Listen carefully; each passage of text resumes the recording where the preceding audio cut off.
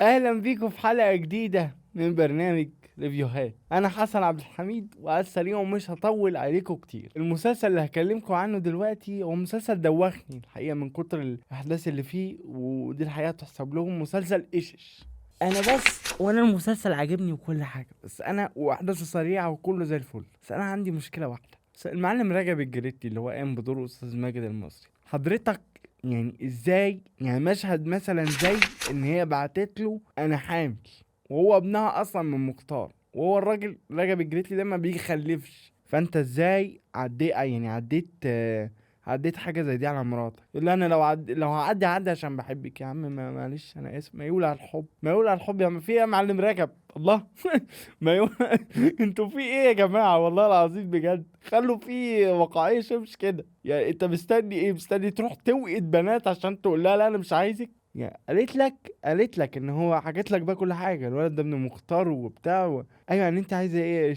عايزاك تطلقني وتسيبني امشي. راح مطلقها يعني بعد كل اللي هي عملته فيك، وقالت لك ان انا جاي اخد حقي منك ومن عيلتك، وان انت المفروض امبراطوريه، ورجب الجريتلي ده بقى الناس كلها بتخاف منه ومحدش يقدر يجي جنبه. بعد كل ده على رجولتك تعادي الموضوع ازاي يا جماعه؟ طيب ازاي احنا كمجتمع مصري او كمشاهد مصري نعديها ازاي؟ ده انا قلت هتسحلها، يا هتعذبها، يا هتموتها، يا اعمل اي حاجه، اعمل اي اكشن، مش كله لاجل الحب وانا مش قادر اعيش من غيرك. فدي اكتر حاجه كانت بس مضايقاني في المسلسل، ان كل ده على راجل شعبي ومعلم ويهمه كرامته، ما كانش فيه راجل شعبي هيعديه. وانا ما اعرفش انتوا عايزين تعدوا ليه؟ هل عشان المسلسل يكمل، عشان ال30 يكملوا؟ مش عارف، بس انا كنت اتمنى على الاقل يحصل اكشن. حتى لما طلقها ستيل بيفكر فيها. تفكر فيها ازاي يا عم؟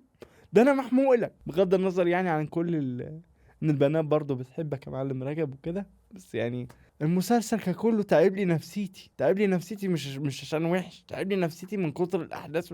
مش عارف انام يعني، ناقص انام احلم باللي هي الحته بتاعت للمخرج محمد سامي اللي بتيجي في تتر النهايه دي. وكمان انا زعلت بالمناسبه ان الاستاذ محمد سامي اعتزل الاعمال الدراميه، يعني دي حاجه زعلتني جدا، وان شاء الله يعني يتراجع عن قراره. يلا شوفوا بنها، نفسي تعب، امشي واجيلكوا الريفيو الجاي. باي باي.